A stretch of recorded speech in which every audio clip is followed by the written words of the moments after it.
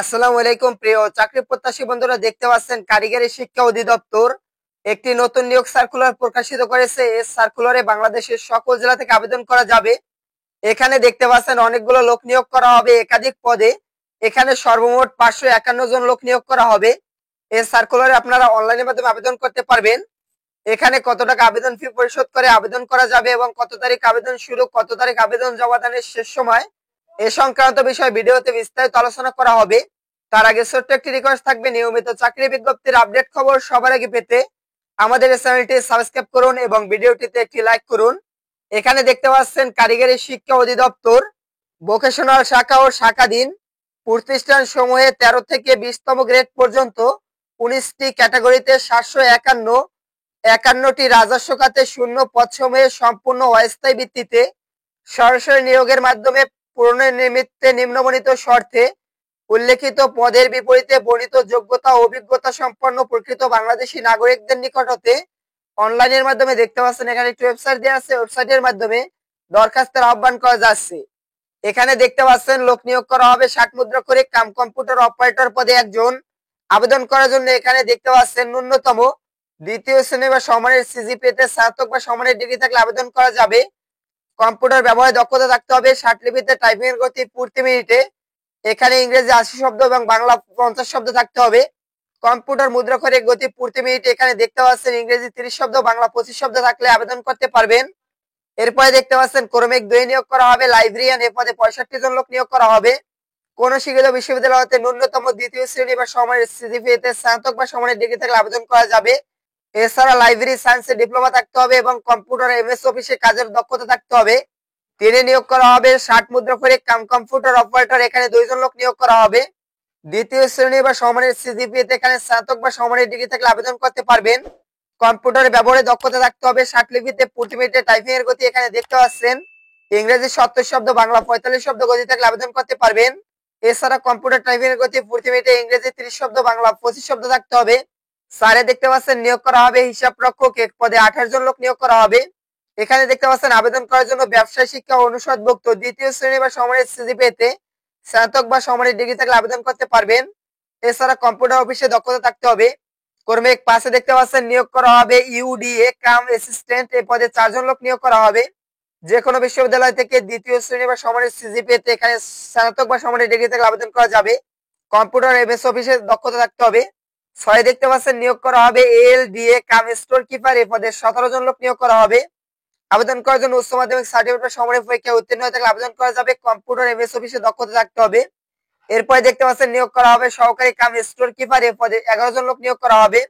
এখানে আবেদন করার জন্য উচ্চ মাধ্যমিক সার্টিফিকেট বা সমানের পরীক্ষায় উত্তীর্ণ সহ কম্পিউটার অফিসে দক্ষতা থাকলে আবেদন করতে পারবেন।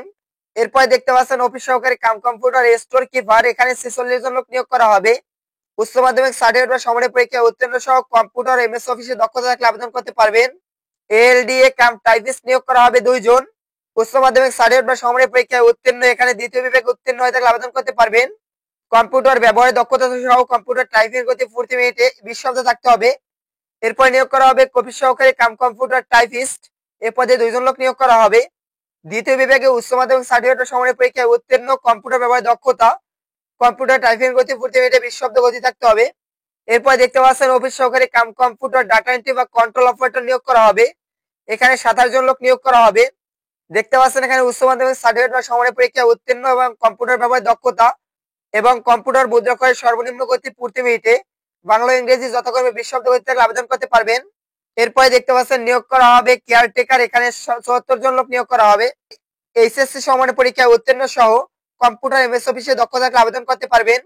13তে নিয়োগ করা হবে ড্রাইভার কাম মেকানিক, এখানে 2 জন লোক নিয়োগ করা হবে। অষ্টম শ্রেণী পরীক্ষায় উত্তীর্ণ এবং এখানে দেখতে পাচ্ছেন ড্রাইভিং ভারী এর ক্ষেত্রে বৈধ ড্রাইভিং লাইসেন্স ভারী যানবাহন চালানোর পারদর্শী থাকতে হবে এবং ড্রাইভার হালকা এর ক্ষেত্রে বৈধ ড্রাইভিং লাইসেন্স সহ হালকা যানবাহন চালানোর পারদর্শী থাকতে হবে। এরপরে নিয়োগ করা হবে এলডিএ কাম ক্যাশিয়ার, এখানে 79 জন লোক নিয়োগ করা হবে। উচ্চ মাধ্যমিক সার্টিফিকেট বা সমানের পরীক্ষায় উত্তীর্ণ সহ কম্পিউটার ব্যবহারে দক্ষতা এমএস অফিসে দক্ষতা থাকলে আবেদন করতে পারবেন। কম্পিউটার টাইপিং গতি প্রতি মিনিটে বাংলা ইংরেজি যথাক্রমে 20 শব্দ গতি থাকতে হবে। এরপরে দেখতে পাচ্ছেন এখানে জেনারেল ইলেকট্রিক্যাল ওয়ার্ক, এখানে 5 জন লোক নিয়োগ করা হবে। ফার্ম মেশিনারি নিয়োগ করা হবে 2 জন, এখানে সর্বমোট 7 জন প্রার্থী নিয়োগ করা হবে। আবেদন করার জন্য এখানে দেখতে পাচ্ছেন সংশ্লিষ্ট ট্রেডে উচ্চ মাধ্যমিক সার্টিফিকেট পরীক্ষা উত্তীর্ণ হয়ে থাকলে আবেদন করতে পারবেন। সংশ্লিষ্ট ট্রেডে মাধ্যমিক স্কুল সার্টিফিকেট, ভোকেশনাল পরীক্ষা অথবা দাখিল পরীক্ষা সহ সংশ্লিষ্ট বিষয়ে ন্যূনতম 2 বছর অভিজ্ঞতা অথবা বিজ্ঞান বিভাগে উচ্চ মাধ্যমিক সার্টিফিকেট বা সমমানের পরীক্ষা উত্তীর্ণ সহ সংশ্লিষ্ট ট্রেডে 1 বছর অভিজ্ঞতা থাকলে আবেদন করতে পারবেন। অথবা এখানে আবেদন করতে পারবেন মাধ্যমিক স্কুল সার্টিফিকেট বা সমমানের পরীক্ষা উত্তীর্ণ সহ 2 বছরের মেয়াদী ট্রেড কোর্সে উত্তীর্ণ হয়ে থাকলে আবেদন করতে পারবেন এবং জাতীয় দক্ষতা 2 এবং 3 এ উত্তীর্ণ। এরপরে নিয়োগ করা হবে, এখানে দেখতে পাচ্ছেন ক্রাফট ইন্সট্রাক্টর 15 জন লোক নিয়োগ করা হবে। এখানে দেখতে পাচ্ছেন সংশ্লিষ্ট ট্রেডে এখানে যে অন্যান্য যোগ্যতা রয়েছে এগুলো একটা থাকলে আপনারা আবেদন করতে পারবেন। এখান থেকে বিস্তারিত দেখে নেবেন। 17তে নিয়োগ করা হবে অফিস সহায়ক, এখানে 47 জন লোক নিয়োগ করা হবে। এসএসসি সমমানের পরীক্ষা উত্তীর্ণ হয়ে থাকলে আবেদন করতে পারবেন। 18তে অফিস সহায়ক নিয়োগ করা হবে 317 জন। এই পদটিতে নিয়োগের সব থেকে বেশি লোক নিয়োগ করা হবে। এখানে কিন্তু আবেদন করার জন্য এসএসসি বা সমমানের পরীক্ষা উত্তীর্ণ হয়ে থাকলে আবেদন করতে পারবেন। আবেদন করার জন্য আলাদা করে যোগ্যতার প্রয়োজন হবে না। এরপর দেখতে পাচ্ছেন এখানে নিয়োগ করা হবে অফিস সহায়ক বা গার্ডেনার, এখানে 5 জন লোক নিয়োগ করা হবে। এসএসসি সমমানের পরীক্ষা উত্তীর্ণ হয়ে থাকলে আবেদন করতে পারবেন। এখানে যে পদগুলো নিয়ে আলোচনা করা হলো এই সকল পদে আপনারা যারা আমার মাধ্যমে আবেদন করে নিতে চান, স্ক্রিনে যে নাম্বারটি দেখতে পাচ্ছেন এটি একটি হোয়াটসঅ্যাপ নাম্বার, এই নাম্বারে আমার সাথে যোগাযোগ করে আমার মাধ্যমে আবেদন করে নিতে পারবেন। এখানে যে সকল পদগুলো নিয়ে আলোচনা করা হয়েছে এই সকল পদে সর্বমোট 751 জন লোক নিয়োগ করা হবে।